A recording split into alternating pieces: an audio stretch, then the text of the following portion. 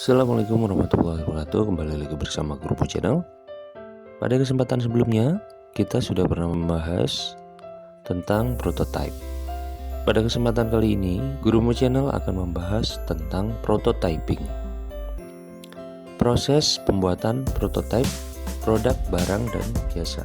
Membuat prototipe produk barang atau jasa membutuhkan ide cemerlang dan tangan dingin seorang desainer. Tentu saja seorang desainer harus melalui tahapan-tahapan dalam merencanakan suatu produk. Bagaimanapun juga, sebuah prototipe akan mewakili produk barang atau jasa yang sebenarnya, sehingga proses pembuatannya harus dilakukan dengan cermat. Berikut ini adalah tahapan-tahapan dalam proses kerja pembuatan prototipe.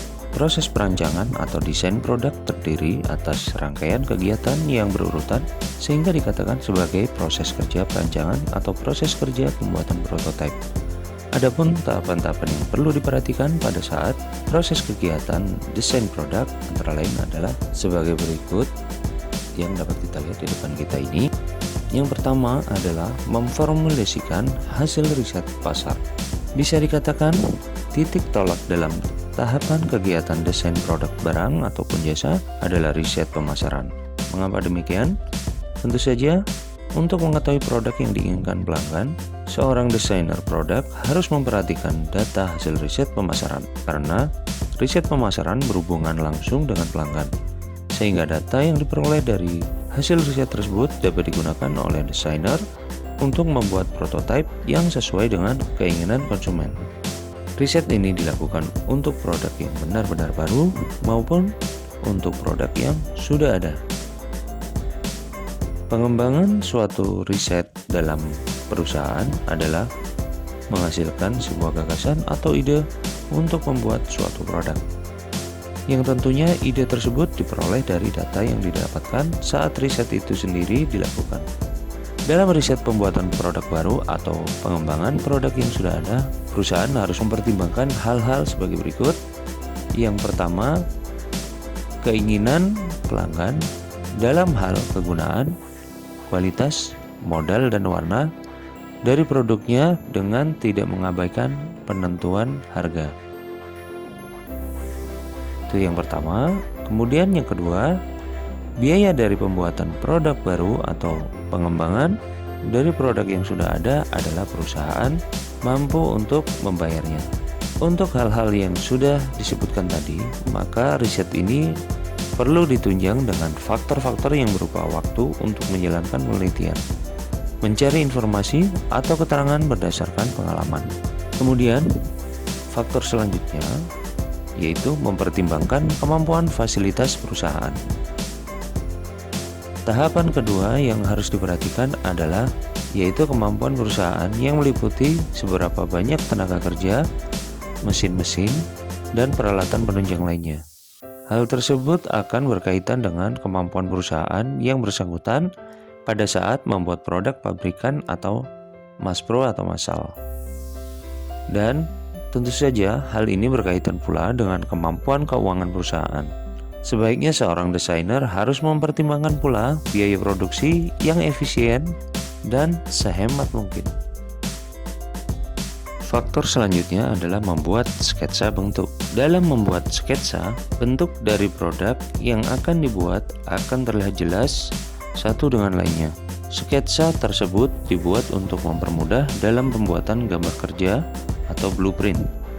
Sketsa dari masing-masing produk, walaupun sketsa ini tidak menunjukkan ukuran-ukuran yang sebenarnya, tapi dapat terlihat dalam skala perbandingan.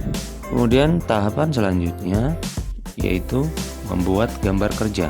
Tahap akhir dalam kegiatan desain produk yaitu pembuatan gambar kerja.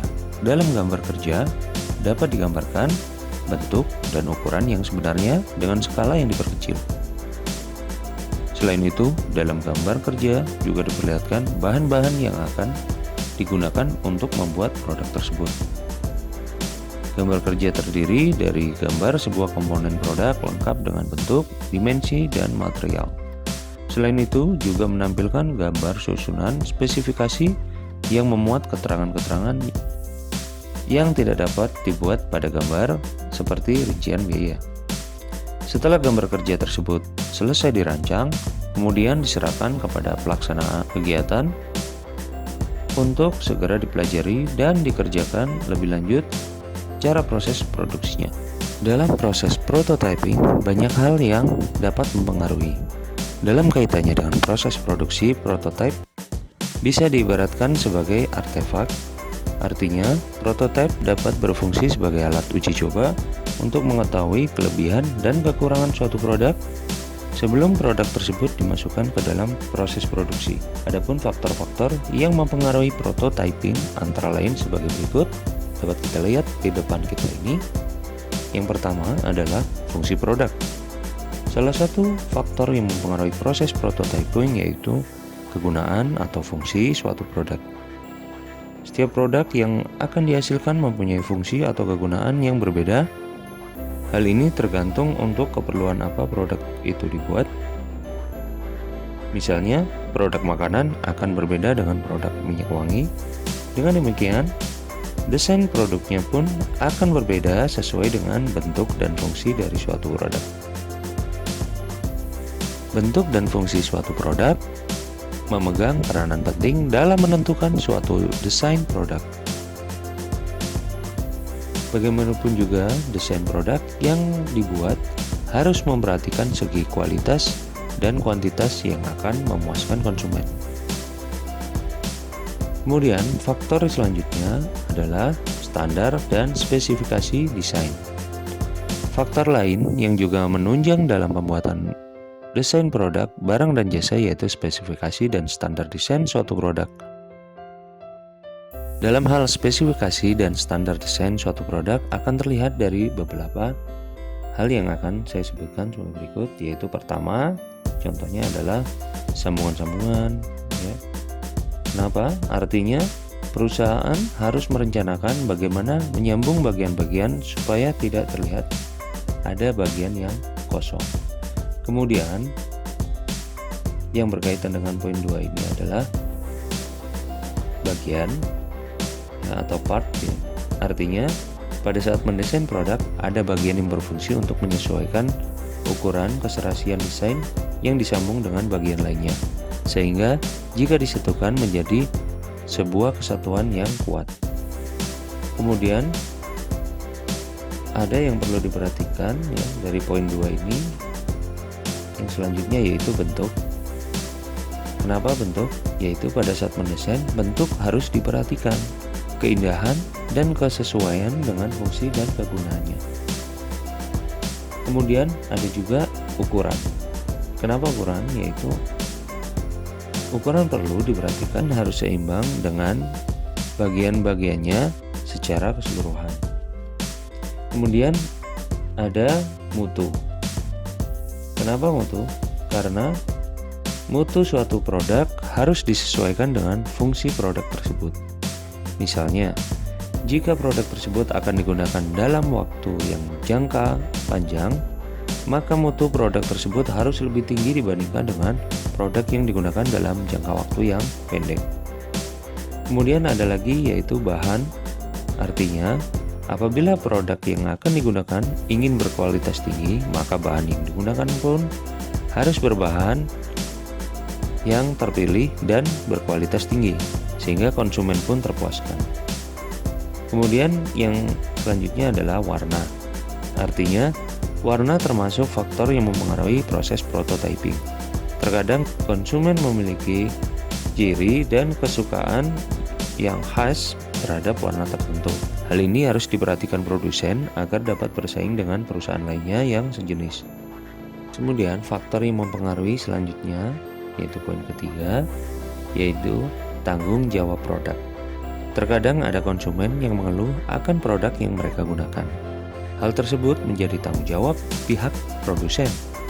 Tanggung jawab produk merupakan salah satu bentuk tanggung jawab pihak produsen sebagai pembuat produk kepada konsumen akan keselamatan dan kenyamanan pemakai produk tersebut. Produsen harus menjamin bahwa produk yang dikeluarkannya aman dan nyaman. Oleh karena itu, Faktor ini menjadi sangat penting untuk dipertimbangkan oleh perusahaan pada waktu mendesain produk tersebut. Kemudian faktor yang selanjutnya yaitu harga dan volume. Ada kaitannya antara harga dan volume atau jumlah produk yang akan dibuat. Biasanya untuk produk yang akan dibuat berdasarkan pesanan, harganya disesuaikan dengan volume yang dipesan dan juga desain produknya pun akan berbeda. Umumnya harga untuk produk yang dijual atau dipasarkan secara massal, maka harganya relatif lebih murah sehingga desain produknya akan berbeda pula. Kemudian faktor yang terakhir yaitu evaluasi prototipe. Prototipe merupakan model bentuk yang pertama yang akan dibuat. Prototipe ini memperlihatkan bentuk serta fungsi yang sebenarnya. Sehingga sebelum perusahaan memproduksi, maka prototipe diusahakan untuk dibuat terlebih dahulu. Prototipe harus diuji dan dievaluasi, dan dari evaluasi prototipe tersebut akan didapat hasil apakah prototipe tersebut masih memerlukan tambahan atau perubahan-perubahan atau tidak. Setelah dilakukan evaluasi, maka informasi dari hasil evaluasi tersebut dapat dijadikan pedoman dalam penyusunan terakhir sebuah desain produk. Baik, itu saja yang dapat kita sampaikan dari Kerumu Channel. Jangan lupa like, share, komen, subscribe, dan tekan tombol loncengnya jika dirasa bermanfaat. Assalamualaikum warahmatullahi wabarakatuh.